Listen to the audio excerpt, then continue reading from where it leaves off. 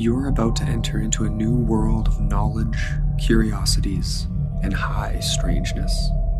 This is a podcast of Straight Up Strange Productions. You're listening to Mysteries and Monsters. I'm your host, Paul Bestall.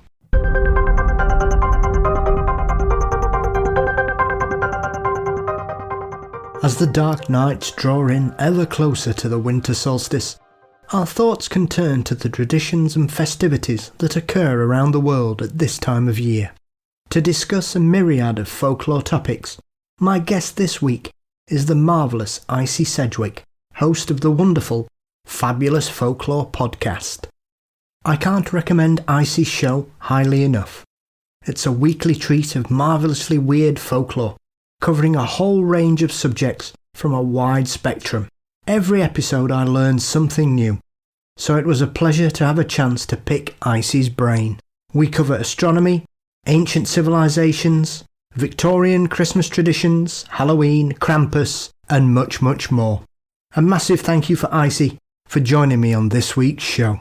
Before we get there, don't forget, you can always support Mysteries and Monsters by signing up for Patreon for $4 a month. You can find the link in this week's show notes, or you can go to patreon.com/Mysteries and Monsters. Mysteries and Monsters is also across all social media platforms: Facebook, Twitter, Instagram, and you can subscribe to the Mysteries and Monsters channel on YouTube. Don't forget, you can also go to mysteriesandmonsters.com for episodes and also to get your merchandise by clicking the links at the top of the page. As always, thank you to Dean Bestall for his marvellous artwork. The show is produced by Brennan Storr of the Ghost Story Guys, and Mysteries and Monsters is delighted to be a part of the Straight Up Strange network. So pour yourself a large glass of eggnog, get the mince pies out, throw another log on the fire, and join me and Icy Sedgwick. Today on Mysteries and Monsters, I am delighted to be joined by fantasy author, blogger, and the host of the wonderful Fabulous Folklore podcast, Icy Sedgwick. With a fascination of the paranormal, folklore, myths and legends, Icy educates and entertains across several mediums. Icy, I'm delighted to welcome you to Mysteries and Monsters. How are we? It's fabulous to be here, actually. Oh, well, thank you for joining me. Now, you're someone I've been aware of for quite a while, primarily, as we were saying off air, to show me just how little I know about folklore.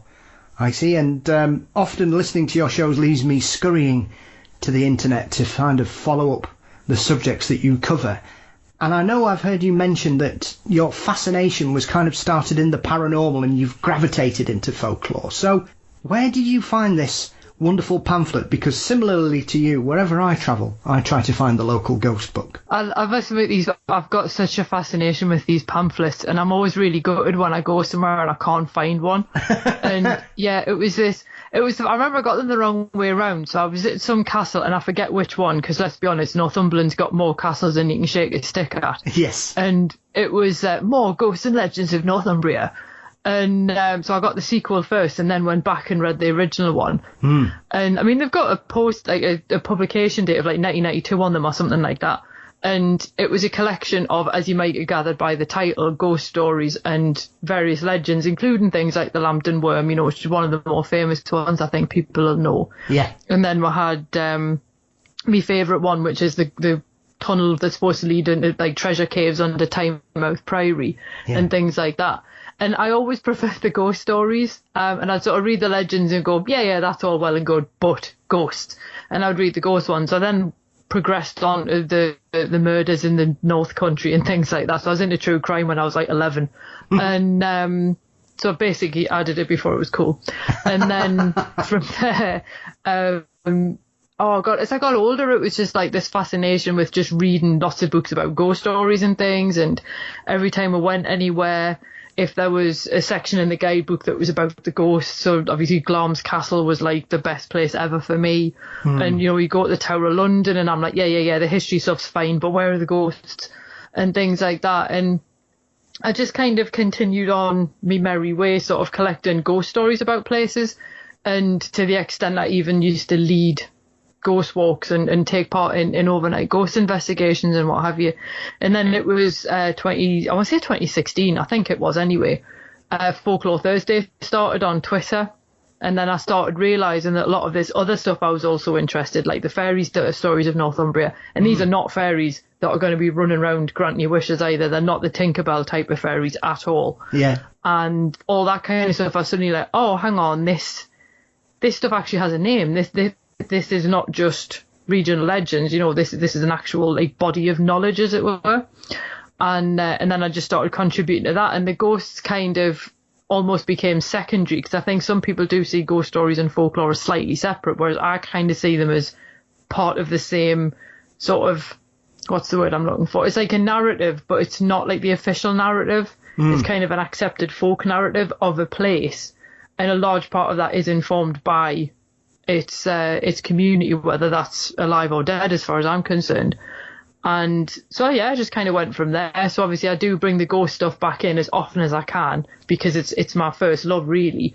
But I've noticed when I look at my listening figures that the ghost episodes aren't quite as popular as the legends or the mythology ones. So I think it kind of shows where my listeners are at when it comes to what kind of topics I cover.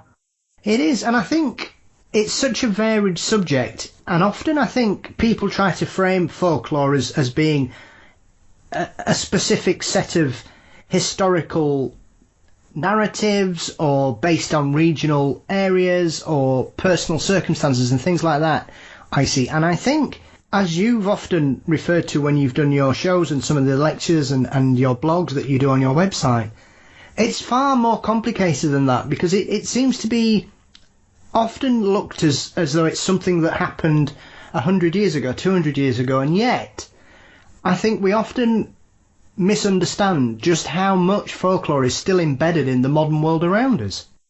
Absolutely. I mean, one of the things I get a little bit frustrated with is there's sometimes a bit of a tendency, I think, for people to look at folklore and go, oh, weren't people silly for doing all of these things and having all these daft beliefs and these strange practices and so on? And I sort of think, no, they were doing the best they could with what they had at the time. So to me, how is it really any different, somebody putting a horseshoe above their door, than somebody who always wears the same pair of pants for their first day at work because they're lucky? Yeah. Or how is it different from people who will only get in a particular side of a car because that's the lucky side of the car or whatever? And people do these, and my God, the Friday the 13th stuff. Oh, every year we get inundated with Friday the 13th stuff, and I'm like, first of all, time is essentially a man-made concept. So, you know, and like when you consider the fact that the calendar changed from, you know, I think it's the Julian to the Gregorian, it's like, you can't just move this stuff around, people. But you know, you read all this kind of, and you realise that actually people are still really, really wedded to quite a lot of this stuff even now. And I mean, I am, you know what I mean? But I kind of love that, because I know that these rituals and practices may just be psychological, but I think I don't care if I sort of think, ooh, I have my amethyst pendant on today and I always have a good day when I wear that, and I then go out and I have a good day. It doesn't matter if it's just confirmation bias or if it's just coincidence, because if that is going to help me feel like I'm going to have a better day, then awesome.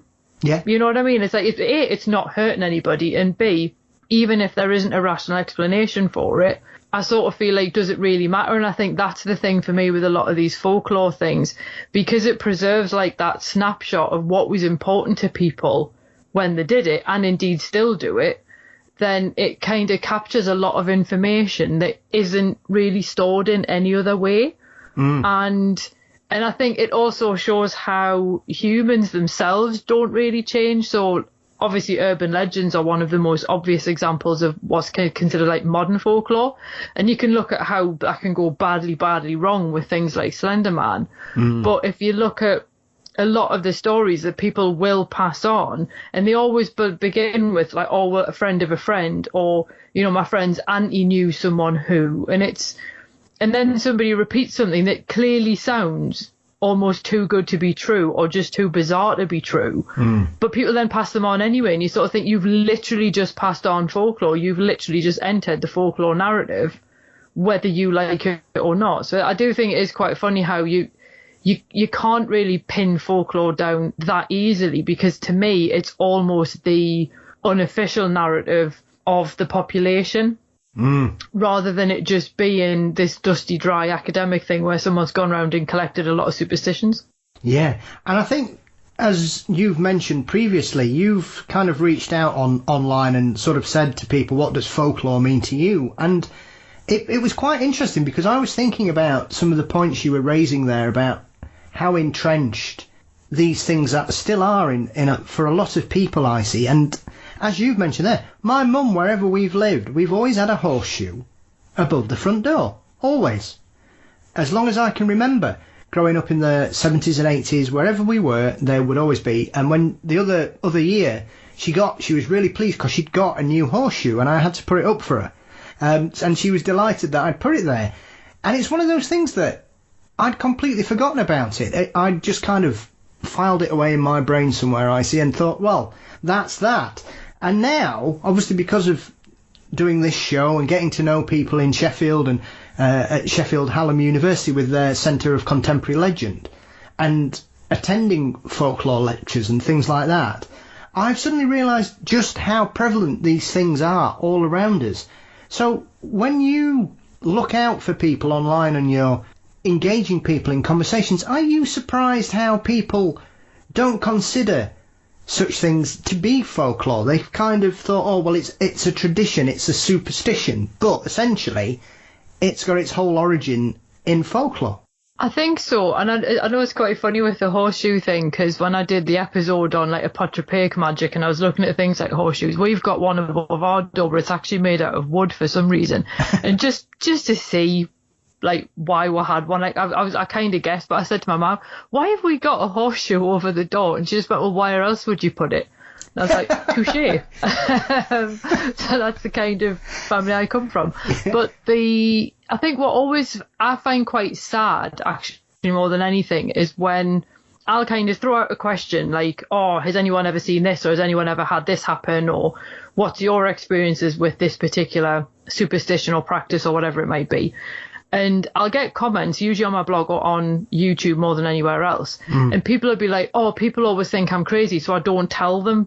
And then they'll tell you the thing. And I always think it's really sad that I might be the first person that person has told about a thing that clearly impacted them enough for them to want to tell someone else about it. And often it can be things like people have had some weird time slip experiences. That was a really interesting comment section on that article. I've had a few people have been posting on the most recent one for seafaring superstitions and things like that. And you tend to get a lot more on the ghost ones than a lot of my other things, but you do get the sense that somebody was just waiting for an opportunity to almost unburden themselves of this thing. And I'm sitting there thinking, but this in a way isn't just a thing that happened to you, because you're actually part of a wider narrative where something similar will have happened to other people, but because no one ever talks about it, no one ever connects them together to go, well, what's actually going on here? Or indeed just to go, wow, isn't this awesome? We live in a universe that's basically bonkers. And I mean, the scientists even admit that they don't understand things like dark matter. So how can we understand things like seeing doubles and doppelgangers and all that kind of thing? So I think in some ways it is quite interesting to look at the way people almost try and take a step back and go, oh yeah, that's folklore, but that's not what I do. And I'm like, it totally is. It totally is. And why wouldn't you want to sort of take part in that? Because that, to me, it's almost a way of getting in touch with your humanity. Yeah, and I think it's one of those things that it connects people to places and times and history, really. And I think one of the positive aspects of the internet, probably over the last 20 years, I think, has allowed a lot of people, Icy, to be able to actually find out more about these traditions that seem to have dropped out of fashion. And I think often, because we were all sort of disconnected and we were only in our own communities 30 years ago, before the internet sort of opened the world up to us, I think for a lot of people, like you say there, they kind of kept everything in because they thought they were the only people that had these traditions or followed these strands of folklore, where in reality there's hundreds and thousands of people all over the world that all follow their own sort of historical tracks where they have these set in stone things that their family has always done. As I referred to about the horseshoe, I remember one of the other things that when I've been listening to your show and other folklore podcasts, things like almanacs, which you very rarely see these days. But I remember being a kid, growing up, going to my grandparents, and they would always have an almanac on the side. And I never, at the time, I'm sort of 7 or 8 years old, I had no idea what this is. Obviously, I'm fully aware of what they are now, and it's basically a book of predictions and all sorts. But my grandmother used to swear by these things. And often she'd have 3 or 4 different ones. And they're something you very rarely see these days for sale or in bookshops. You might stumble across them occasionally in sort of local bookshops that are connected with their community and maybe more in the art scene, I see. And it's, for me, it's sad when things like that drop out of fashion, because I think we can learn a lot about people and places by utilising these documents and this historical record to give us an idea of just how prevalent these things really are. Absolutely. And I think when you were just talking there, one of the things that sort of sprang to mind for me was when I was thinking how it's really important to actually ask people yourself what their traditions and practices and things are. I mean, I remember when I first wrote an article for Folklore Thursday a few years ago now about first fun, and it used to be a really big thing here in the Northeast, and obviously also in Scotland and Ireland and so on as well. But obviously from my experience, it was obviously in the northeast of England. And it's something obviously that I know I'm not supposed to do it because, you can't let a girl do it, but, I'm going to do it anyway if there's no one else in the family doing it. Yeah. And I would have to explain this to people because they'd never heard of it before. And they were kind of looking at me like, oh, you're taking part in this superstitious nonsense. And I'm just like, yes. Because I don't want to not. And I think when you then look at, it's almost the one problem with the internet, while yes, on the one hand, it's made it much easier to access this information and to find things like old copies of almanacs, or indeed, I've got about 8 different florography dictionaries from different points in the Victorian period of what different flowers meant at different times. Yeah. And you can find them for free on things like archive.org, and you can access all these wonderful, wonderful books. But then there's also the other downside of the internet, and that's the homogenization of information. So it then almost gets boiled down to, this person has shared 3 commandments of how you should approach an eclipse. Yes. And then people just go, I've seen it on Instagram, so it must be true. And then people then start just following the same tradition that they've seen somebody do online. And it's like, what about personal experience though? Like, what about your personal preferences? What about the fact that, in the same way that I would argue that if you were following a baking recipe, for example, now I never follow a recipe properly, ever, because I'm what my mother calls a chucky in cook. And apparently my gran was the same. So you kind of do it, you sort of kind of have the guidelines and then you do the rest of it by eye. Yeah. And the only downside is sometimes things can be amazing and you have no idea how you did them, so you can't replicate them again. And I sort of feel like people's approach to life should be the same, that you go, well, I've got my general guidelines, I've got to exercise, I should really eat me greens, etc., etc. But then everything else is kind of what works for me. But instead you then get people slavishly following information that's presented to them. And I think where it comes to folklore, myself and a couple of the other people on Folklore Thursday were discussing this a few weeks ago, I think now, about the fact that one of the problems that you then get is someone might share a snippet of a folk belief that's prevalent, say in Lincolnshire, for whatever reason.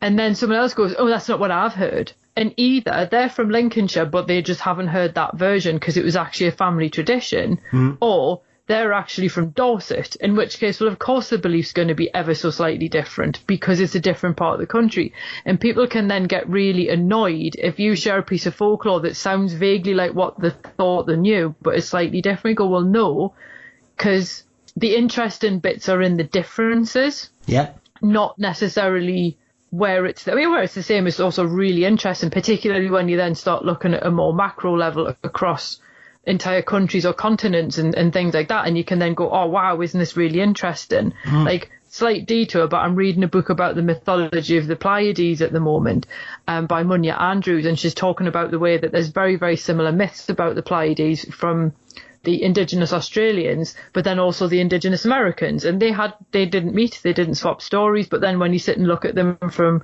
similar time periods, they're like, wow, these are really similar. So there, the similarities are really interesting because it then leads you to wonder why. But I think from what I'm talking about with a lot of the stuff that you then get shared on social media, it then just kind of gets flattened out and the interesting edges knocked off until it's then all the same.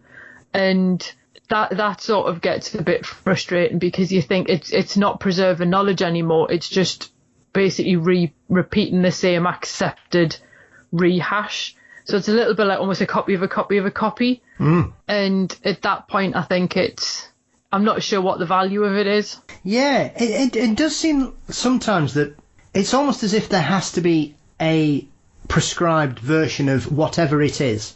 And as you say, even here in the UK, even if you look at things as normal to us, as accents, Icy, when often people from outside of the UK come here, they don't understand often just how different accents can be. Even where I live in Yorkshire, South Yorkshire accent doesn't sound like East Yorkshire. Oh, not at all. Or North Yorkshire or West Yorkshire, and I've spent some time in Northumberland and in that area, so I can, I'm one of those people who can understand the difference between a Geordie accent and a Mackem accent, but also a Northumbrian accent, so I can tell the difference. And even coming further down the coast, when you get to places like Middlesbrough, which are kind of stuck halfway between Yorkshire and Northumberland, where they're not really, unless you know the area, most people don't understand. They kind of try and fit them in either way, which upsets anybody from Middlesbrough because they're quite happy to be where they are. But it's the same even if you look at like Liverpool and Manchester, and you have towns like Warrington, which has this strange kind of mix of their accent between them. And even if you look at it on that level, there are so many variations of talking in the same language, but how we talk is going to have no resemblance to how people in Cornwall or as you say, Dorset and Devon and places like that talk. Christ, even Cornwall and Devon can't agree in the way to eat a scone. Never mind anything else, I see, So when it comes to things like folklore and tradition, I like these little changes and differences that each county or town or city has, and I think they should be celebrated rather than sort of smashed together to create this acceptable version. Yeah, and the funny thing is, my favourite part of the whole thing, because I suppose there's a part of me quite loves chaos, and one of the bits I really like is when you'll have two competing beliefs. So one place, and you get this with hawthorn, where most people accept that you don't bring hawthorn in the house at any time of year except May Day. Yeah. And because obviously to do so was considered bad luck. And I've forgotten where it is now off the top of my head, but there's somewhere where they actually say, yes, you can use it as something else. And I'm sure use bad luck to bring in the house. Now that's probably because it's incredibly toxic. But in one county it was considered an acceptable part of your Christmas decorations. Yeah. So I always love the fact that there's always at least one county that just goes, no, we're not going to do the same as everyone else. We're going to have our own thing. And that always absolutely tickles me because I sort of think, well, did they do that on purpose or did someone just mishear something? So somebody's gone to visit a town to do some trading and they've not really been listening properly. So they've just kind of heard with like half an ear. And then they've come back with the distorted version, and then people have picked up the distorted version and then run with it. And so to me, I'm always interested in kind of the why, but I love the fact that folklore does change from place to place. And then you do get some that are really specific because they're related to like a feature in the landscape or something. But yeah, no, I'd sort of feel like trying to make all folklore the same for a particular area is just, I think you're on hiding at nothing if you start trying to do that. Yeah, I know I've heard you mention things like megaliths and standing stones and the like. And that's another subject where I think a lot of people just presume that they all match up with the solstices. But when you start to dive into them, there's very few that actually work on that principle. And yet, I think if you ask people about stone circles and things like that, Icy, they will say, oh, well, they were all made to match the solstice, and that's how they work. But I was surprised to see just how few of them actually do work on that principle. Yeah, and I think that's the funny thing with with things like standing stones, because there's part of me like really, really, really hopes, and I know this probably isn't the case, but it hopes that somewhere in the past there was a megalithic human with a really wicked sense of humour who decided to put them up just to prank future generations. And I don't think that's the case, but I would love it if it was. But yeah, I was quite surprised when I learnt that, and I was like, oh wow, so actually more of them don't line up with the solstices than do. Which then makes you question, well, the ones that do line up with the solstices, that kind of makes their function a little bit clearer. But the ones that don't, you then think, well, what are they for? But then I sort of think, well, when you look at, we obviously live in buildings, but they all have different functions. So, you might look at our building and be like, right, okay, that's actually a warehouse and that one's an airport hangar. But to all intents and purposes, they look the same from the outside, but you'd never use them for the same sort of function. So why would stone circles be any different? And I know there is one theory, and I have a feeling this probably isn't right, and it's a shame, but there are a couple of stone circles where they're actually believed to align with Arcturus in the Boots constellation and Vega in the Lyra constellation. And even if that's not the case, the fact that somebody even believed that, to me, is really interesting, because when you then start having things aligned to celestial things like the fixed stars, that makes it a little bit more, well, where were they going with that? Why those stars? Why those constellations? Yeah. And then obviously, why did that person think that they were important? So in some ways, I kind of think the ones that aren't aligned to the solstices are probably more interesting than the ones that are. Yeah, well, they can't explain them, and I think that's the problem, because often, as people will mention, I think we tend to accept a educational explanation for things, Icy. And when it comes to things like that, I think people are confused then, because they don't understand the concept. We then have to try and think, well, what were people doing 3,000 years ago? Why were they building this? Because recently I went to Whitby and got some pamphlets on the local ghost stories while I was there, which I was delighted with. Excellent. But on the way back, we stopped off at a little village called Rudston, which has the largest monolith in the UK. And they reckon that's been there since 2000 BC. So it's been there best part of 4,000 years. It's kind of on a little hill surrounded by a dip, and then you've got hills all the way around it. And they reckon it's been dragged 10, 15 miles to get there. Nobody knows why it's there, why they built it. And when you come across things like that, I always find things like this incredible, because it's looking at a period of history that we know very little about, really, and how these people viewed themselves in the world around them. And often people will say, oh, well, it was probably done as some kind of solstice symbol or some kind of congregation point. But with the greatest respect, we've no idea most of the time, because other than some basic archaeology that we can do in these areas, often these places are just chosen. And I often find these questions really interesting, because you think, well, what made this area so attractive to these people? Why did they want this stone here?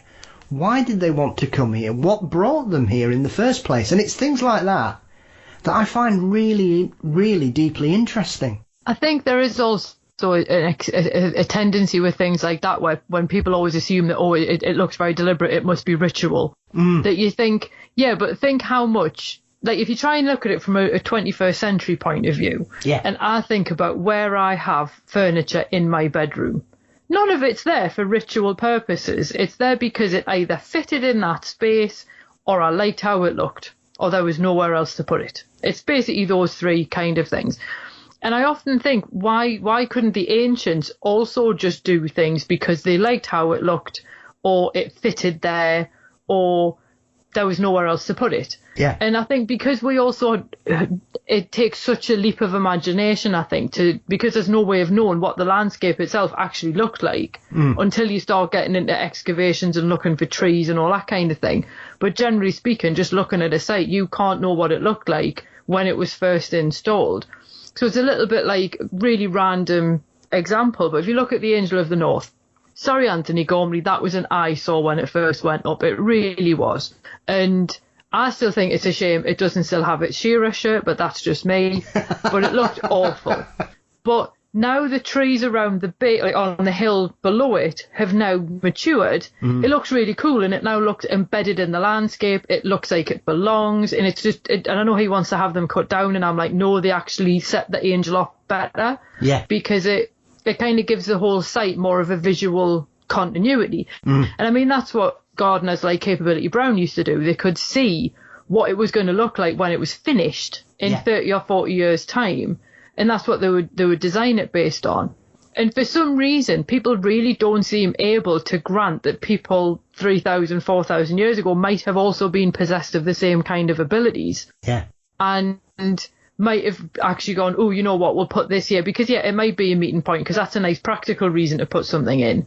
But there could be any number of reasons which we just don't understand, because their behaviour is different from ours, in the same way that they probably wouldn't understand why we all sit in front of glowing boxes all day. Yeah. So it's, and I must admit, this is a soapbox I frequently climb up onto, about this idea a lot of people have of ancient peoples as being primitive. Yeah. And you go, yes, they didn't have our technological advances.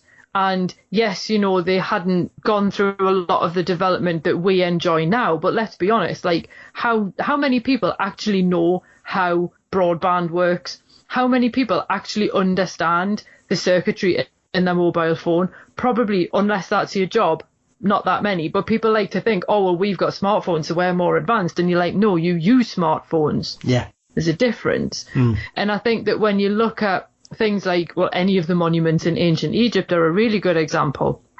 And you look at the astrology done by the ancient Mesopotamians, and you're like, this is phenomenal that they did all of that with different stuff than what we have. And so they can't possibly have been primitive. So I like to give people the ancient Britons, the benefit of the doubt that they obviously had a reason for doing whatever it was, even if we don't know what that reason was now. But I do think that it's quite wrong to look back and either assume that they were really superstitious or whatever, or to assume that they were doing the wrong thing, because it was obviously the right thing for them to do at the time. Yeah, and I think you can apply that to most civilizations across the world. When we look back at them, there is this kind of, as you say, sort of modern rose-tinted glasses where we think, oh, they were all savages, they were all so primitive, and yet you can go across most continents, Icy, and you will find things that prove that point to be wrong, regardless of what sort of practical situation you wish to sort of prescribe to these people. They would often deal with situations that we, in a modern sense, probably wouldn't have the first idea of how to deal with. I mean, like you've said there about modern technology and smartphones, how many people these days know how to make a fire? If you give them, wood and stick them in there, they're struggling unless you give them a lighter and some fuel. And yet these people were able to cook and clean and catch animals and eat and feed and grow crops. They didn't have books to read. They couldn't go online to sort of download the instructions or watch somebody else do it. Everything was practical. It was passed on. It was word of mouth. It was knowledge that was shared and evolved upon, and people would build upon different things based on that kind of practicality, which I think often in this day and age we've completely lost sight of, because everything is simply at the touch of a button for us. Yeah, absolutely. And I think there's also, dare I say it, a degree of arrogance that some people have. And I'm just thinking, when you look at a lot of the initiatives, for like the land back initiatives in America, to hand a lot of the land stewardship back to the indigenous people, because they know how to look after it. And yet there'll still be people who will kind of go, oh no, we know best. Yeah. And it's like, but you clearly don't. And I get annoyed about this all the time in the UK, because when you look at all the cutting down the ancient woodland and so on for HS2, and but we're going to plant some saplings. It's like, yeah, but how long before they get to the point where they're able to do the same job as the ancient trees? You can't replace an ancient woodland overnight. And the ancient woodland is quite happily taking carbon out of the atmosphere for free. So if you want to be like carbon neutral and all that, why are you cutting down the best contributors to that? But that's another soapbox for another time. And I think that this is where a lot of our sort of knowledge in this country, our knowledge of the land, has been lost, because I think people have become really disconnected with it. So, I mean, there's loads of really cool rewilding initiatives in Scotland, for example. Yeah. And I would love to see, and I know the Woodland Trust are doing some of that in England as well, but I would love to see more of that. But I think that part of it really does require that reconnection of people with the land on which they live. Because, I mean, that was one of the things that was really interesting when I asked that question, what brought you to folklore? And lots of people actually replied saying things like, oh, you know, my family used to take me out telling me the stories of where I lived. Awesome, class. That's your reconnection with the land. Or people saying, oh, I moved to a new area and I wanted to learn something about where I was and I discovered all these stories. Excellent, brilliant. You've connected with the land you've moved to. And I think we get so hung up on forming relationships with other people, whether that's to get a better job or to advance ourselves at work or to do whatever it might be, climb the social ladder and so on. We forget the relationships with our environment, and they're just as important, because like you were saying, most people, I mean, I don't know how to build a fire. I'm hoping I'm never in a situation where I need to. Yeah. But I can recognise a lot more plants than I think, mostly because I know what a lot of the poisonous ones look like, because they're my favourites. Yeah. But it's because they're the most interesting. They've got the best folklore, basically. Yeah. But it's the fact that, you know, so I think, well, at least I've got that connection. Like, I can recognise trees, you know, I can recognise animals and bird cries and things. And it's because of the fact that I've taken this interest in folklore. And I've particularly taken the interest in the lore and legends and folk practices of the bit that I live in. Yeah. So I think that, and you can also apply equally the same thing to the urban environment as well, weirdly enough. You know, and I think that that's where psychogeography is really interesting as a practice to sort of orient yourself in the urban landscape. But I do think that the beauty of folklore is the fact that it does reconnect you with wherever you are. And I think that once you do that and you start realising that you're basically just part of a bigger organism, it becomes a bit harder to behave negatively towards it. So, as an example, during lockdown 1 last year, I think it was lockdown 1, because, yeah, it would have been, I used to walk to the paper shop to get the papers for me authorised exercise every day. And I hadn't been on that particular walk, and I got to go past trees and a little burn and all that kind of thing.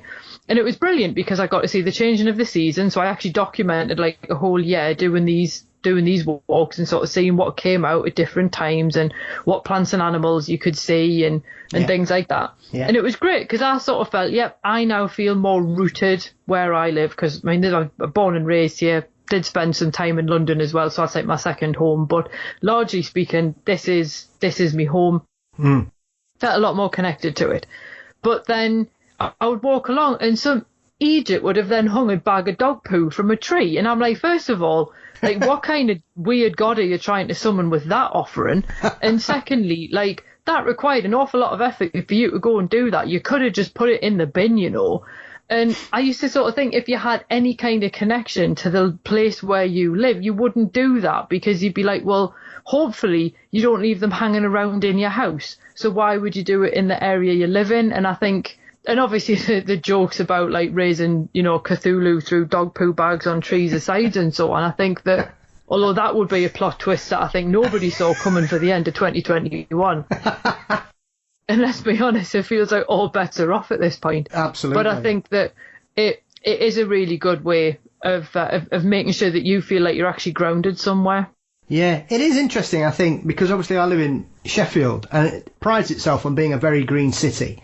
You know, I live a stone's throw away from one of the several parks that we have in the area and the urban landscape around here, and we're 10 minutes from the Peak District, so we are spoilt for choice. And it is remarkable, as you say. One of the things that struck me during lockdown was often you can go out to the peaks and you'll hardly see anybody, and then it was almost as if everybody had suddenly discovered, after being locked up for 3 months, that there was an outside world. Because we thought, oh, we'll have a nice drive out to one of the reservoirs and go for a good walk, enjoy, you know, have a leisurely Sunday stroll, and you couldn't park within 3 miles of the place. It was like everybody in Cheshire and Yorkshire had all decided this one particular day they would go to this reservoir that clearly none of them had ever been to. And it was remarkable to see how many people had suddenly decided to start doing things that they probably hadn't considered before. And the other interesting aspect of that was how quickly that kind of dropped off as well, which I found quite peculiar, because often we hope and we prescribe this kind of positivity to terrible situations that we've all been through. And I think it was very interesting looking at the kind of aspects of the way people faced our first lockdown here in the UK, and it was quite positive, and people were doing a lot of reconnecting, and everybody was kind of in it together. And then when the second one kicked off towards the end of last year, a lot of people kind of regressed and went back into themselves again, and I noticed it was a very different situation. Now, maybe that's because it was the time of year and the nights were drawing in, whereas the first one, it was spring, and we were all sort of focusing on the summer, Icy. And I'm not sure if that maybe had some kind of overall aspect to it. But it was very interesting just how very different people began to sort of react to things around them. Yeah, and I think it was really interesting because I know in the first one, I sort of remember sort of actually being quite excited by the number of online talks and so on that was suddenly available. And I'm something of the introvert, and you know, if something's available online, great. You know, I love doing things online. But I think obviously because you could sort of tell as the year wore on and people were actually allowed to go outside and so on, given the choice, people were obviously going back to wanting to do things in person, which obviously great. You know, you obviously need human contact and so on.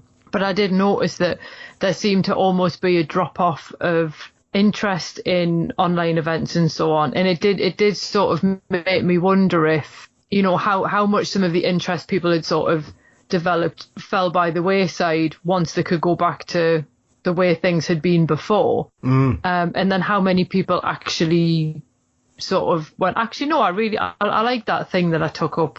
I mean, I think a lot of the people who took up baking banana bread probably were like, I never need to look at banana bread again in my life. But but I think because, you know, I've certainly enjoyed a lot of the online stuff, but I think because it gave me the opportunity to learn from people. And I mean, Victor Wynn's Last Tuesday Society done so many talks with the likes of Professor Ronald Hutton and Owen Davies and people like that. And it's like, well, I would never get the chance to see them speak in person. So now I've got the chance to learn from them online. And I think it's a funny one because I think people are still in a bit of a liminal place where we're not as we were before the pandemic, but we're also not out of the pandemic either. And I think if you're good at that both and mindset where, you know, you can hold two things in your head at once. And I think that people have probably been able to weather that and be a bit more flexible, but people where it's either we're out of it or we're not. I think that's where people have then sort of been struggling a little bit.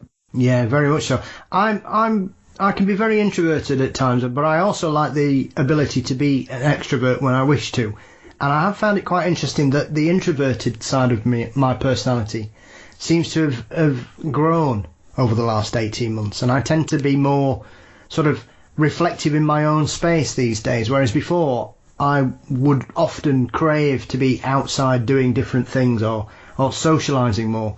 And now I seem to be quite happy not doing that as much. And I seem to be more, I've always read and I've always kind of wanted to sort of learn things and discover new pools of knowledge, but I tend to focus more on that. And one of the big aspects, you know, I hardly watch any television anymore unless it's strange documentaries about ghosts and monsters and things like that I see, and things that I don't know much about and I want to learn more about. Whereas normally I would be quite a casual watcher. I didn't watch a lot, but I tend to watch a lot less than I even did before. I think I probably watch about the same in terms of quantity, but what I watch, I mean, I've never been, like, I'm not a box set binger. I haven't got the attention span. So I much prefer kind of sitting watching like a good documentary. So obviously if it's like a history documentary, I'm probably all over it. Yeah. And one of the things I've discovered a love for and a fascination in has actually been astronomy. Yeah. Because obviously I think anyone who's listening to the podcast will know that I've obviously got an interest in astrology, particularly ancient astrology or traditional astrology as it's sometimes called, and how that dovetails with all the myths of the constellations and you know, the myths of the individual the planets and so on. I find all that stuff really interesting, but then I've basically, it's taken us like 10 years to do this, so I've cottoned on really late, but I finally discovered the joy of Brian Cox. And I know I've been watching his recent series, Universe, on BBC, and in a way, I kind of feel like it's been such a perfect antidote to a lot of things that have happened, because of the fact that you suddenly realise that you're this tiny, tiny, tiny, tiny, tiny speck of a speck on a tiny speck in an absolutely whopping great galaxy in a whopping great universe, and it kind of puts a lot of things into perspective. And particularly when he starts going on about what the end of the universe is going to be like, and I just think of Death in the Sandman, where she's going to put all the chairs on the table and turn the lights off on the way out. And he doesn't quite put it as eloquently as that, but then again, he's not Neil Gaiman. But I think in a way it's been good to kind of reconnect with like a sense of wonder and curiosity and awe for the world that I live in, because there's so many things to really despise about the world and the way that humans in particular behave.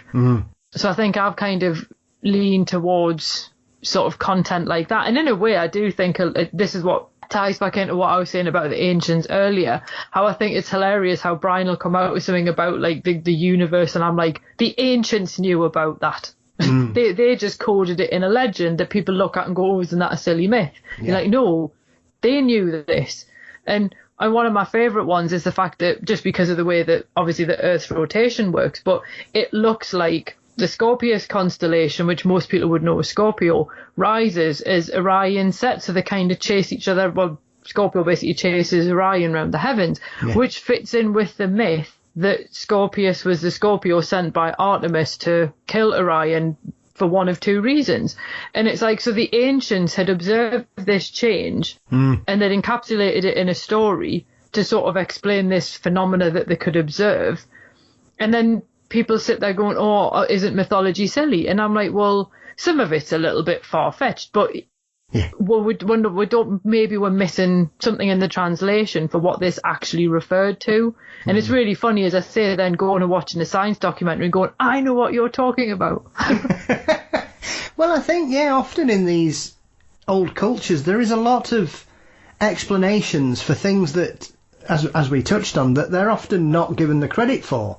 And even if they are dressing them up in a tale or a myth, it is showing a level of understanding that we often forget about. And as you refer to, if there's one thing I like to watch, Icy, that keeps me grounded, is I've always loved The Sky at Night. Primarily because I can watch that and just have my mind blown in about 30 minutes, even though I've had a long interest like you in space and the universe and how the world around us works and our galaxies and things like that.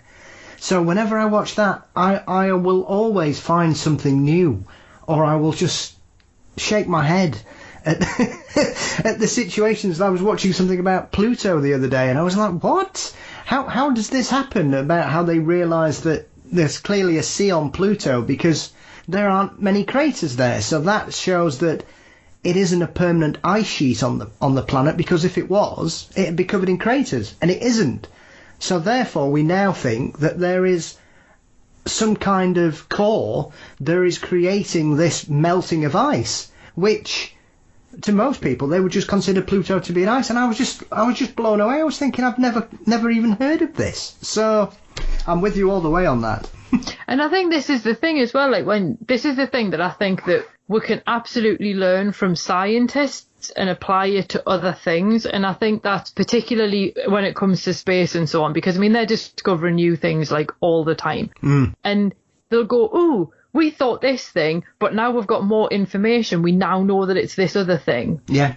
Or they'll go, we've got this thing called dark matter. We don't know what it is or how it works, but it's the only thing that explains everything. And they're quite willing to update knowledge as they get more, or as they put different bits together and so on. And I think that's something that people as a whole aren't really very good at doing. And I think, obviously you need only look at echo chambers on Facebook to see this, that sort of one person's heard a conspiracy theory about microchips and vaccines, and then all of a sudden everyone else goes, oh, well, my friend said, so it must be true. And you then present them with like a million case studies on why that's nonsense, and they'll still be like, oh, but I'm going to cling to my belief because that's what I believe and I don't want to be wrong. And it's like, but you're not wrong. You're just simply saying, well, I did believe this one thing, but now I actually believe this other thing, and that's okay. You're allowed to change your mind. And I think it's so brilliant when you see these advances and these changes. And I mean, even if you look in science itself, I mean, way back in the day when Galen was the one writing the books about history of medicine, and all he'd ever been able to dissect was dogs, some of the stuff he came out with about the circulation system was absolutely crazy. Yes. And it took until the 18th century when someone actually figured out how it worked. But that doesn't necessarily mean that the original stuff that you look back and go, oh, anyone who believed that was a simpleton. You just go, well, they just believed what they could with what they had at the time. So I think that it's not a bad thing to go, yeah, I thought that as well, but then I heard this other thing, or I looked at this other evidence, and I do mean proper evidence. It's like being peer reviewed and whatnot. It's not just some random video on YouTube. And I think that's one of the reasons why I'm such a stickler on my blog and in my podcast for, and obviously they're not so much in the podcast because obviously the references are all on the blog post, but you can go and have a look at the references that I've used. You can go and read the books, read the articles, follow the same research I did, and if you might come to a completely different conclusion to me. I don't know. But it's just the fact that I want to sort of, because this is the training that I've got, obviously, like, because my degrees are in history of art and film studies, and it's all about being able to interpret information to come up with a reading or an analysis of something. So I sort of think, well, that's basically how I view reality. I'm given a series of evidence, I've got a series of theories to work with, and then I have to come up with something at the end of it. So I just applied the same process to folklore and to my blog and so on. So I hope that my ultimate goal really is to say, basically, first of all, here's a research methodology. When I go, do your research, I'm actually giving you a reading list. Yeah. And secondly, it's the fact that I'm hoping that there's enough in the episodes, because they are only 15 minutes long, just because otherwise it would take me too long to do each one. And with all the best will in the world, I've got other things to do, unfortunately, like a day job and stuff. Yeah. But it's the fact that I hope that it then inspires someone to go off and find their own information about the things that they find interesting. So it's, if I manage to sort of persuade somebody to go and develop their own research methodology, or to go and find out more about a topic that really captures their interest, whatever it might be, or anything like that, or it just basically gets them to think critically about the information that they come across. Like every time I mention Pliny the Elder, and God bless Pliny, I must talk about him at least every other episode. Yeah. And this stuff he wrote down, honestly, you're like, dude, were you either super gullible or were you just faithfully writing everything down and someone's missed the point? Yeah. But he would write these things down, and I'm sure people were making stuff up just to see what they could get him to believe. Yeah. But he faithfully records all this wealth of stuff, some of which you do look at and go, really? And because he's about the only source we have for what the Druids did, because they didn't write down what they did themselves, you have to go, right, okay, this is what he's written down, but let's have a look at why did he write it down? Who did he write it down for? Oh, hang on, might he have been biased because he was writing it for the Romans who were trying to wipe out the Druids? Oh, maybe. And then it colours what he's saying. And then you have to think critically about, well, what is he saying? Is it actually likely to just be PR? And that's the kind of thing that I want people to be able to take away and then do for themselves on things that they see going on around them. So obviously if you've got a difference between a scientist who's devoted their life to epidemiology telling you one thing, and then somebody who just last week was telling you that it was safe to eat Tide Pods, they're telling you something completely different. Maybe have a think about which one might be more likely to know what they're talking about. So that's sort of the approach that I think I take in general, but also the kind of approach that I'd like people to be able to take away from it. So yes, you can listen to the podcast and just be like, wow, I didn't know that. But you might also take something away from it and go, you know what, I'm going to assume that the Prime Minister might be a little bit like a modern day Pliny the Elder. And I'm not saying that he is, but that's the first thing that popped into my head. But you know what I mean? So it's one of those sort of things where I just want people to be able to sort of look at things from a slightly more objective position. Yeah. It is very interesting, that whole kind of perception that we have, that often, as you say, we look back at some of these historical writers and diarists and presume that what they're saying is exactly how it was. And it's like when we come to talk about things about winter and how certain cultures celebrated it, and Christmas and how it became. A lot of it, we've no idea why people did what they did, or why it's so entrenched in our kind of psyche, Icy, that we now still sort of hark back to things like why was holly and ivy so revered? Why were these members of the plant kingdom dealt with in such a way by certain cultures, and why do we do certain things on certain days, and why in Ireland do they think that robins kill wrens at Christmas and things like that? And often I think people will say, oh well, we know this is the reason, where a lot of it they're just guessing, or in certain situations they're just making things up to fit their preconceived bias or what they want to get across. Exactly, and that is one of the other pitfalls that you have with a lot of folklore, particularly the stuff written in the 19th century. It's very much written with an agenda. Yeah. And it's very much written where people are taking a standpoint and sometimes working backwards. So one of the ones I did most recently for Crestwell Crags was a talk about Halloween, and sort of where a lot of our sort of traditions like pumpkins and apple bobbing and things like that come from. And it was hilarious because there's a whole chapter on Samhain in Ronald Hutton's Stations of the Sun, and which I highly recommend to anyone who wants to learn more about the so-called ritual year of Britain. And I think what you have to remember when you look at people talking about, you know, like the Wheel of the Year and the 8 major feasts and blah this and blah that, and people talk about them being these pagan festivals, those dates were essentially established by a combination of people in the late 19th century and 20th century, based on their interpretation of evidence, or in some cases lack thereof. So it's one of those things where you cannot possibly look back at this mythical, unified pagan past, because, as we've said already, people do things differently in different places, even now. So why would we assume that the communities who had no contact with each other, why would they assume that they would all do things the same way? And one of the things that you have about why people sort of celebrate the Festival of the Dead thing at Halloween, it was Sir James Fraser who looked at what people were doing now and then worked backwards from that point to try and establish a why, rather than looking for evidence in the past and working forwards. And he was the one who decided that there must have been a Celtic festival at the Dead at the same time, and that the Christians had stolen the date. And that is a thing that I keep seeing repeated again and again and again in articles.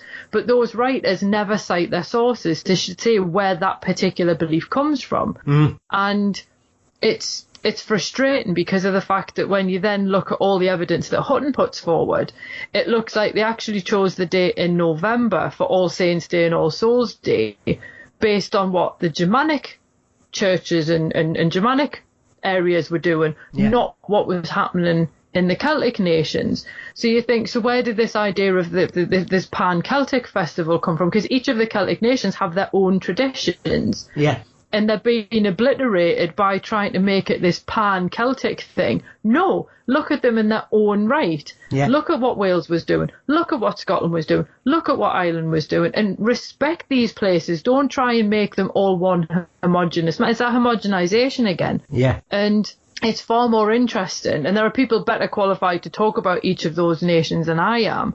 But I wish that people would actually look at these individual places and their individual practices and honour those, rather than saying, oh, everybody was doing the same thing in the same way at the same time. We said, well, we only think that because Sir James Fraser said so. So again, it's one of those things of, yes, you can look at what people do now and honour that. You can look at what people did 100 years ago and honour that. And you can look, but once you get to the point where history's not being written down, you've got to be very careful about people making assumptions based on a supposition that they've come up with based on like the now, or obviously in Sir James Fraser's day, the then. And it's again, it's just something to bear in mind that you don't know why something was done the way it was if it hasn't been written down. And even then, it was interesting because I did an episode on sort of like the folklore of childbirth and pregnancy and so on. And a lot of the stuff wasn't written down. Why? Because men didn't think it was worth recording. So you suddenly lose all of this really valuable folk knowledge because it wasn't written down because somebody didn't deem it worthwhile. So it's a bit of a minefield, I think, when you start actually looking for information on things. Yeah. Well, it's like our concept of Christmas these days. Essentially, a lot of it was rewritten and created by the Victorians because they suddenly became obsessed with Christmas. And we forget that for a lot of people, they still they maybe had Christmas Day off and maybe Good Friday off back in those days. And the rest of the time, they were all expected to work, apart from in, certain localities would have different working schedules, and some more prudent cotton mill owners and miners and things like that, mine owners, they would allow their staff a little bit more time off. But the general consensus was that basically everybody worked the vast majority of the year. And we have this kind of halcyon view of the past that everybody had 12 days of Christmas and we all went round carol singing all the time and sharing chestnuts and giving gifts. And yet, when you really dive into it, I mean, I don't think Boxing Day became a bank holiday till the latter part of the 19th century anyway. So, when people look at things like A Christmas Carol and presume, once again, that Dickens created the Christmas story or the Christmas ghost story as it was, when you get past the preconceived notions of what we believe, none of it's true, and we have to kind of unpick it all because it's kind of like a piecemeal jigsaw of things that they liked and things they didn't like. And, like Christmas cards were basically sent because one guy got sick of writing letters, I believe. And that's when that started at that period. And it all seems that we often look back with these rose-tinted glasses looking at how we view Christmas 150 years ago and presume that everybody everywhere in the UK was all sat around together for 12 days between Christmas and New Year, all making merry and having fun, when we know that simply wasn't the case. Well, this is the thing, and I think that's where, when you consider something like the Christmas card was only made possible because we had a postal service was invented. And the Christmas tree, that bastion of Christmas decoration, is relatively new, all things considered. And I think that it was really interesting, actually, when I did that talk for Christmas traditions, and I'd again done that thing of going, oh, this must be what it was like. And then I stopped and I thought, hang on a minute, that can't be the case, though, because I remember, and this is a weird source to look to, but Pride and Prejudice by Jane Austen, and I thought, at no point does she really discuss them celebrating Christmas. Yeah. She mentions Michaelmas at one point, but there's no huge celebration. And Jane Austen was very good at putting sort of what people were doing, obviously in a particular class, but still, like how they did things. She was very good at basically keeping that written down in fiction and so on, but she doesn't really mention it, so you kind of go, hang on, so maybe it wasn't a big thing. And my parents are both doing their family trees, and on my dad's side in particular, he keeps finding people who, like ancestors who got married on Christmas Day. And it's like, no, that wasn't some romantic thing where they were wanting to have a big gesture in the spirit of the season. It was because it was the day they had off. Yeah. And when you start looking at things from that point of view, and also the thing that you see a lot of is people keep trying to link modern day festivals with like particularly Roman festivals, and it's a really attractive thing to do, and in some cases I kind of wish they'd bring them back. Yes. I mean, the Vulcanalia is one of my favourites, and that one's August 23rd, but I'm quite partial to Vulcan because he's a really cool god. Yeah. But you look at the Saturnalia, and again, Saturnalia is amazing. I mean, they'd find a way to ruin it with Christmas adverts, I should say, and merchandise and tat if they try to bring it back now. But I think, again, it was because there was a lot of Victorians looked backwards and drew a link to Saturnalia. But you think, well, why is there no evidence of people celebrating Saturnalia? I mean, obviously the Tudors were massive on Christmas. They were huge on it. Yeah. And there obviously is evidence of them doing the proper 12 days of Christmas. And I know Lucy Worsley did an entire series or she did an entire documentary about it. Yeah. But then you have this massive gap where people just kind of, the day sort of passed unobserved sort of thing. And I think that you think, well, if people had continued this unbroken tradition of Saturnalia, there would be far more evidence of it. Yeah. So I think that, again, that was one of those things that I had heard and thought it sounded good and assumed it must be the case. But then you actually go, oh, hang on a minute. It might have, the idea of celebration might have its original roots then, but the actual practices are very different. And I think that it's okay to acknowledge that a tradition might only be 200 years old. I don't think a tradition needs to be thousands and thousands and thousands of years old to be legitimate. And that is one of the other problems that I see quite a lot. People go looking for this ancient heritage for things, as if that's going to somehow legitimize them. And you're like, sometimes, no, they're not. I mean, for example, this year, I came across the concept for the first time of the Halloween tree.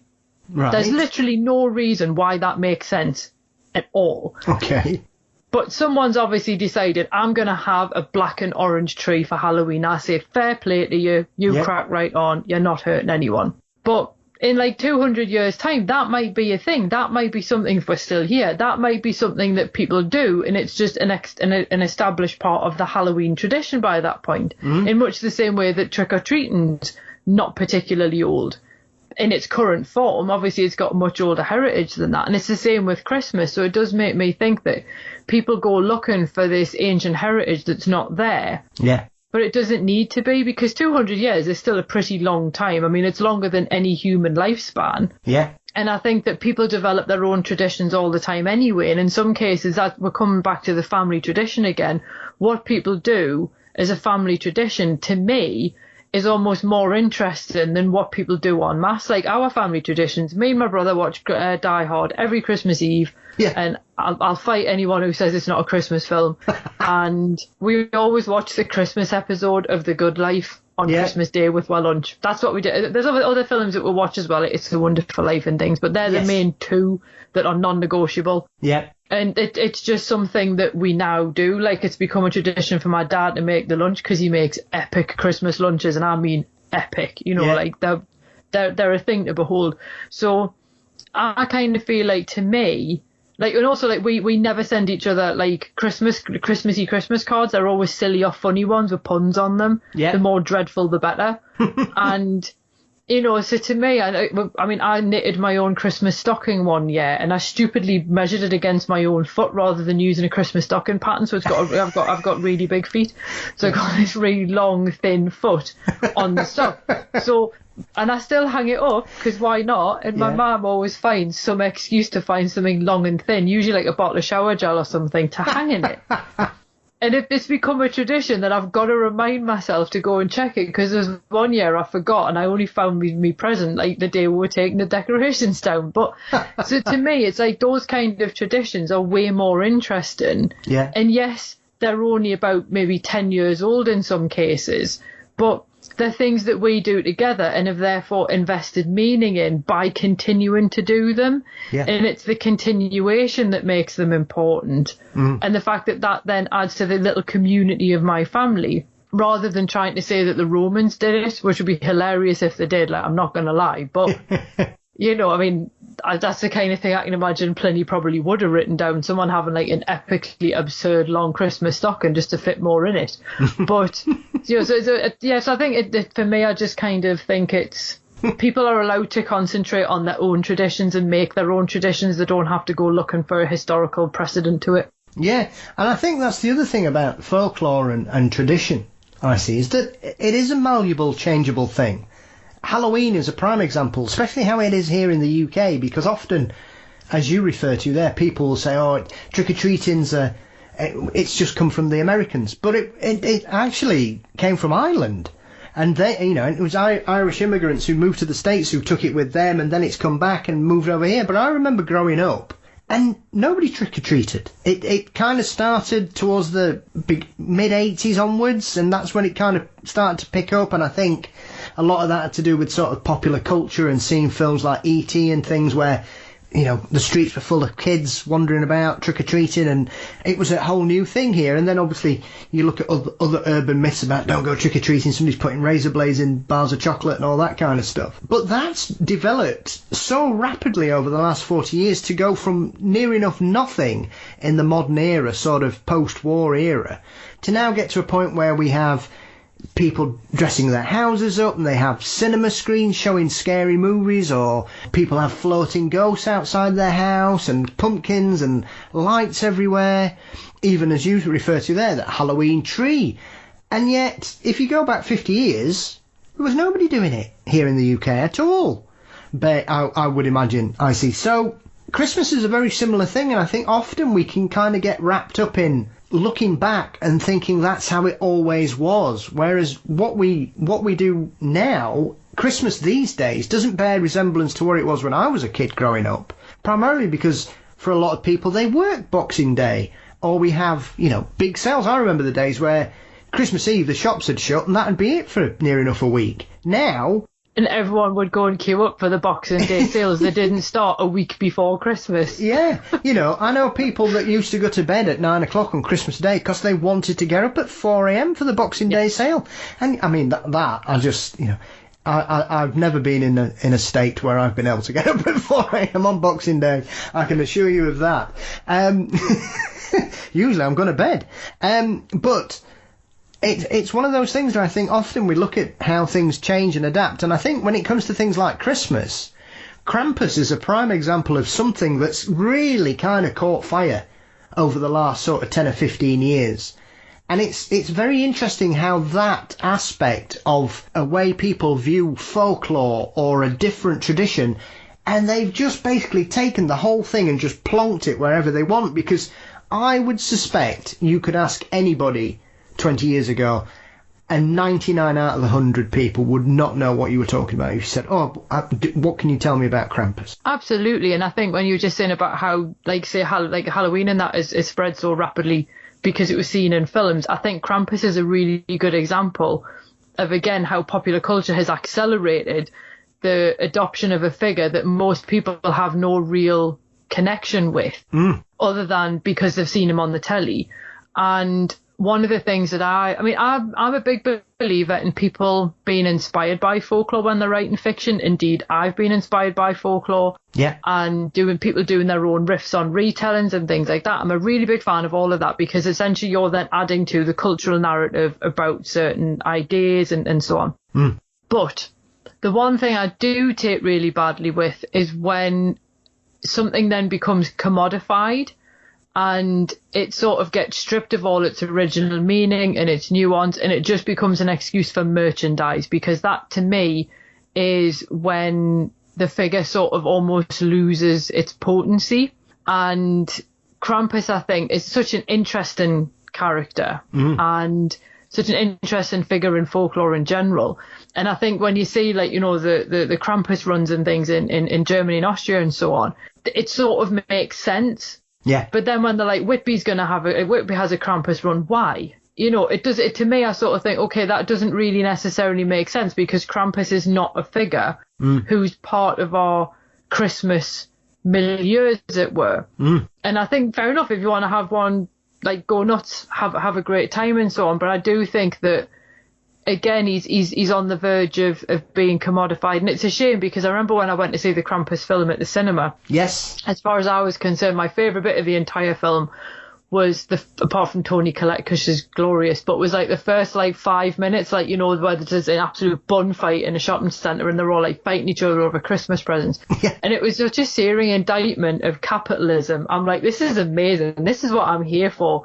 And I think the film did a really good job of kind of poking at the over-commercialisation of Christmas and almost to the exclusion of that sense of, I don't want to say the family, because that's such a Victorian idea, but definitely community and people coming together and sharing time together away from, let's be honest, in the Northern Hemisphere, the fairly rubbish weather. Yes. And so I think for me, the film really sort of underlined the problematic approach that some people have towards Christmas. And that was a weirdly subversive message, I thought, to put in a Christmas film. So I was kind of like, fair play to you. I appreciate that. That's in my wheelhouse. I have a feeling a lot of people possibly that one might have skipped them by.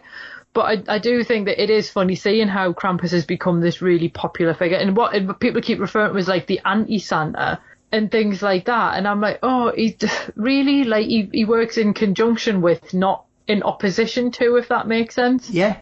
I do. I love the Krampus legend, though. I do think he's really, and of course he's interesting when you then get the version that was taken to America and how he then developed in, I think it's the Appalachian area. So again, he's quite interesting to see how he then evolves and adapts to suit his new context. But yeah, I do kind of, when we start seeing like Krampus cuddly toys and things, then we'll know that there's a problem. Yeah, and I think some of the European ones have a very dark aspect to them, as we touched on with there with Krampus, like you say. That's something I kind of became aware of about 10 years ago. I think I watched a documentary about the weird traditions of Christmas, and it was basically just going around Europe and some of these very strange things, you know, like Catalonia has these pooing Santas that are very odd, and is a big tradition there, and things about pooing in fireplaces and just really strange Christmas ones. And then you have things like Iceland where they have the Yule cat. Yeah. That basically, you know, if you've failed the test, then that's just going to come and eat you. And I like these kind of very different aspects to it, because often there is this kind of, here we have this, well, if you've been naughty, Father Christmas isn't going to bring you any presents. Whereas in the rest of Europe, as you say, Krampus doesn't work against Santa. He's basically his right-hand man, and he's the heavy. He comes round and sorts all you know, he takes the bad kids away, but he's working with Father Christmas or St. Nicholas, wherever you wish to put it. Whereas some of the other ones are just very odd, and I think, as you say, often we can just try and package a different country's tradition and just try and supplant it into our version of Christmas or the Yule period. And as you say, I find it very interesting that people are pulling traditions from other countries and trying to just say, well, we're doing this now. Well, why? Why are we doing it now? It's like Christmas markets, which 20 years ago in the UK, outside of maybe the major cities like London, Manchester, maybe Leeds, you'd be hard-pressed to find a Christmas market. I would say this Christmas, Icy, every major city and probably a lot of large towns in the UK will all be having a Christmas market, and they will all be sort of fake German ski huts and going for this kind of fake icicles everywhere and big plumes of snow all over the place. I think it spoke volumes to me in 2019, because we've had a Christmas market around the monument for quite a few years. Yeah. And it used to be nice because you used to have sort of people selling the kind of stuff that you couldn't necessarily get in the shops. Yeah. So it was quite good. And then it sort of seemed to get taken over to the extent that in the 2019 one, my students and I had a bit of a joke going on, because it was like, the bit at the end of the Truman Show where he notices that people go past his house in the same order. It's the same 3 people on a loop. It felt like that when you walk past the stall. So it's like, right, I've gone past a churro stand, and now I'm going past noodles. Now it's bratwurst. Now it's churros. Now it's noodles. Now it's bratwurst. And it was really boring. And you would have these structures that were like the bratwurst stands, and they were like 2 stories high, and there'd be like sort of neon lights lit up everywhere. It'd be like a windmill, and then there'd be a nativity scene on them. And you'd be like, wow, talk about mixed metaphors. And there's a tiny part of me when I look at the way things like that have been commodified, and then you think of actual Bible stories like Jesus throwing the money lenders out of the temple and stuff, and you think Jesus would be horrified. He really would. And I think it's such a shame. I mean, it's like when Christmas starts on adverts on telly in like October, and the Christmas channels, I'm not kidding you, one of them was on Sky this year in July. Yeah. And it's just like, no, you've peaked too soon, pal. It's no. And I think it's a shame because of the fact that for me, when you look at the darker folklore, and indeed the tradition of telling ghost stories, because yes, it's only really been around since the Victorians, but it really taps into that time of year where it's it's not the darkest part of the year, because I would argue that's actually January. Yeah. But I think obviously just the way that the climate has moved, because obviously because up here we get snow in like January and February, not December. Like December's often quite mild now. Yeah. Thanks to climate change. And it means that for me, you're then tapping into a dark time of year where you're about to close the door on the last year, so it's a bit of a liminal time anyway, and particularly those weird days between Christmas and New Year where you're not quite sure what day it is or how much you've eaten or where you are, unless you're back at work, of course. and the dark folklore kind of fits the mood, and it sort of suits that time of year, and it reminds you that life isn't all a bed of roses.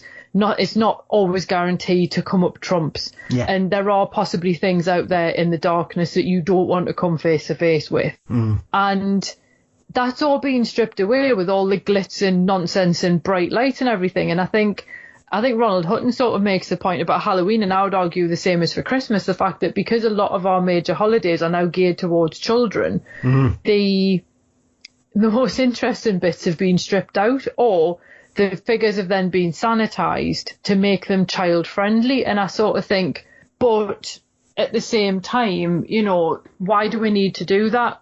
And I think that's where it's really funny, because in a way there is an argument to be made that was the whole point of Yule. It was the darkest time of the year. Now let's celebrate the sun starting to come back. Yeah. And that's fair enough. But I think it's that conflation of the two, because Christmas and Yule aren't the same thing. That's where I think it starts to get a little bit muddy. And I think I'm not really sure how you get around it, because I think that the commercialism's probably here to stay. But I just wish that, like you say, people would stop just cherry picking from different sort of cultures and different nationalities and so on, and stop just going, oh, we quite like this, we're just going to have it wholesale. Like when you see people in like late November, October, early November in sugar skull makeup, and I'm like, do we even understand what the Day of the Dead is? Like, what you're doing? It's not just a costume for you to put on. And I sort of feel like Krampus has sort of fallen into the same kind of category. Yeah. I mean, it's one of those things you could pick holes in all of it. I often chuckle when I see 8-year-olds dressed as Michael Myers or Freddy Krueger. And you're thinking, well, when I was growing up, these were terrifying monsters of film, and I would imagine a lot of kids who dress up like these characters have no. I wouldn't be surprised, Icy, but I would imagine some of them know who they are and may have seen some of these films, regardless of the age ratings on them. But for a lot of them, it's almost as if they're being put into costume, and I think it's the same kind of thing when it comes to Christmas, that there'll be people who will be sort of absorbing Krampus or the Yule Cat or other things where they don't really understand the story or the reasons for it. And I think, as with this kind of modern version that we think everybody used to tell ghost stories at Christmas, and that's something that's dropped out of fashion recently, and it's only now coming back into fashion. But that's another thing. That didn't used to happen a lot, and it's, as we were saying earlier, it's only the BBC decided to do something in the 70s that made that fashionable again, and then in more recent years, clearly Mark Gatiss from the League of Gentlemen was obviously a big fan of that kind of thing as well, and he's tried to resurrect it himself. And yet people will always say, oh, well, we stopped telling ghost stories at Christmas. But did we? I think we'd already stopped. Yeah, and I think there's really interesting conversation going on Twitter as well about the fact that as much as it's nice to see another ghost story at Christmas, does it have to be M.R. James? Yes. Does it have to be another late Victorian, early Edwardian, I think it is, sort of writer? Like, are there no writers now? Of course there are. There are loads of writers doing really interesting gothic stuff that you could quite easily adapt one of their ghost stories. But it's almost kind of, and I mean, as much as, again, I'm really pleased to see which one of the M.R. James stories they've actually chosen. At the same time, I thought you could have used that as an example, or an excuse rather, not excuse, the wrong word, an opportunity to have given somebody new a platform. Yeah. Who's maybe doing something that better suits the times in which we live. So, have an opportunity to actually comment on our context rather than some dusty old academic who never gets out much. Yeah. I mean, what was the one... I know, I've heard you mention it. I forgot the name of it. Was it Dead Space or Dead Air, which was the one that Mark Gatiss did his own new version with Simon Callow in it? I think it was Dead Air, and if Mark Gatiss is listening by any stretch of chance, like, babe, I love you, but that was terrible. And it tried so hard to nail an atmosphere that it just couldn't quite reach for. And I think the part of the problem is ghost stories for me work best when you're either 100% with the protagonist, like you feel like, oh my god, I don't want anything awful to happen to them, or you can somehow put yourself in that person's shoes. And when you've got a fairly unlikable protagonist who's then like super wealthy and had this really like mad lifestyle as a celebrity, I can't do either of those things.